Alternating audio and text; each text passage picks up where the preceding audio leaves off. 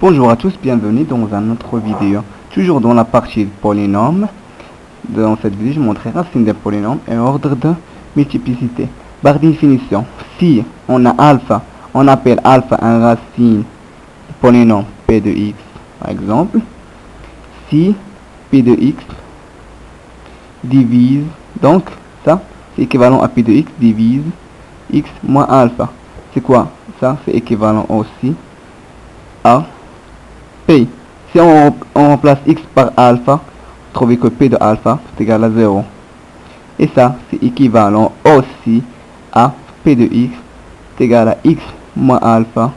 Si P de x divise x moins alpha, donc P de x est égal à x moins alpha fois notre polynôme qu'on appelle Q de x. Et le reste va absolument être égal à 0. Donc ça, la définition. Par exemple, on a P de x est égal à x carré moins 1. Montrez que 1 est un racine de P.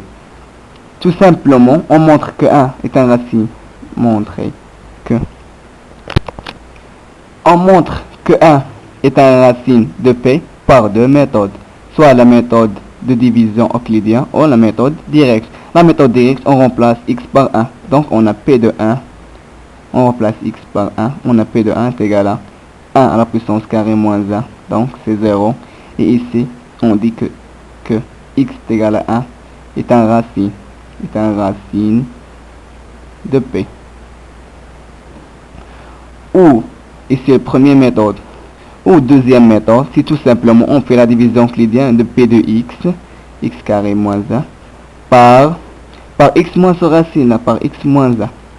Donc ici x carré moins x, moins x moins 1, c'est plus 1. Ici x moins 1, moins c'est 0. On a ici trouvé, si on trouve le reste de 0, on dit tout simplement que P divise x moins 1. Ici on a le reste égal à 0. Donc P divise x moins 1. Et donc x est égal à 1. Et racine de P. Racine de P de x. Tous les racines P divise tous ces racines là. Par exemple ici, on a ici x carré moins 1, c'est la même que x moins 1, facteur de x plus 1. Donc, si on veut chercher une racine d'un polynôme, il faut tout simplement chercher quand est-ce que P de x est égal à 0. Dans cet exemple, par exemple, x moins 1, facteur de x plus 1, quand est-ce que c'est égal à 0. Et il y a ici x est égal à 1 et x est égal à moins 1. Donc, quand x est égal à 0, ce sont les racines de P. Ça, les racines de P de x. Maintenant, passons à l'ordre de multiplicité. Ici, P de x. On dit, maintenant, en passant à l'ordre de multiplicité, par définition, on dit que un nombre alpha appartenant à K, C ou Z, un nombre alpha appartenant à K, on dit que alpha racine d'ordre M si P divise x moins alpha à la puissance n et ne divise pas x moins alpha à la puissance m plus 1. Ou, ici, la définition numéro 1, la définition numéro 2. La première, c'est équivalent à deuxième. On dit que alpha appartenant à K, racine d'ordre n, si P de alpha est égal à P' de alpha est égal à P seconde de alpha est égal à jusqu'à P de dérivée n moins 1 de alpha est égal à 0. Ici, on remplace x par alpha. C'est comme on a fait tout à l'heure pour les racines. Et d'autres termes, P de racine d'ordre dérivé énième de alpha va être différent de 0. Ça, c'est équivalent à ça. Donnons un exemple pour bien comprendre. Prenons un exemple. P de x égale x à la puissance 4 moins 2x3 plus 2x carré moins 2x plus 1. Montrez que 1 est un racine double. Ça veut dire quoi double? Ça veut dire racine d'ordre 2 de P de x. Appliquons la deuxième définition. Je vais appliquer les deux définitions. Appliquons la deuxième définition. 1 est un racine double de P. Donc, si on remplace P par 1, donc P de 1 va être égal à P' de 1, c'est 0. Et P seconde de 1 va être différent de 0. Donc, on applique ça. On remplace x par 1. D'abord, P de 1 est égal, ici 1 à la puissance 4, moins 2 fois x à la puissance 3, plus 2, moins 2, plus 1. Ici, moins 2 plus 2, c'est 0. 1 plus 1 moins 2, ça veut dire 2 moins 2, c'est 0. Donc, on a trouvé la première. On fait P' de x. Tout simplement, on fait la dérivée. X à la puissance 4, la dérivée c'est 4, x à la puissance 3. Ici, x puissance 3 c'est 3x carré, c'est moins 6x carré. Ici, plus 4x. Ici, moins 2, la dérivée de 1, c'est 0.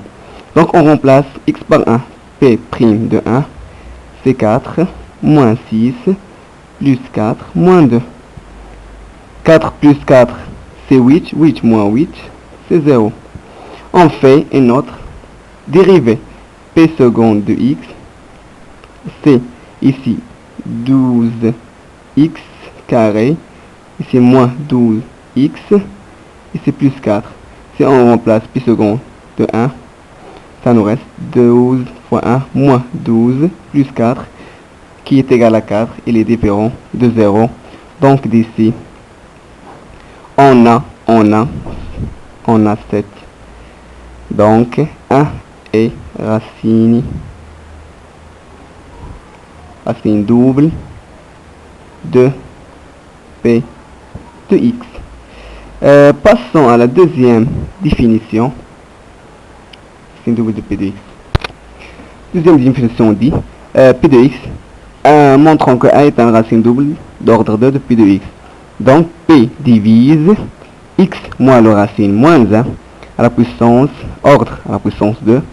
Donc on doit montrer que, ici montrer que, on doit montrer que P divise x moins 1 carré et ne divise pas x moins 1 à la puissance 3.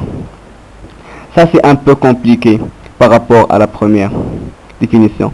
Donc P divise x moins 1 carré. Donc on doit faire la division euclidienne de P de x par x moins 1 au carré. Donc P de x, x4 moins 2x3 plus 2x carré moins 2x plus 1 sur 1 moins sur x moins 1 à la puissance carrée. Ici, ça c'est déjà fait, c'est x carré plus 1. Et si on trouve le reste égal à 0. Donc, on trouve le reste égal à 0, on dit que P divise x moins 1 carré. Pour montrer que P ne divise pas x moins 1 à la puissance 3, il faut justement trouver un reste qui est différent de 0. On fait tout simplement diviser P par x moins 1 à la puissance 3. Donc x4 moins 2x3 plus 2x carré moins 2x plus 1 par x moins 1 à la puissance 3. Et vous faites votre division euclidienne si vous trouvez un quotient. Et si vous trouvez un reste, absolument ce reste est différent de 0. Et vous dites que P ne divise pas x moins 1 à la puissance 3. Et ça nous guide à monde.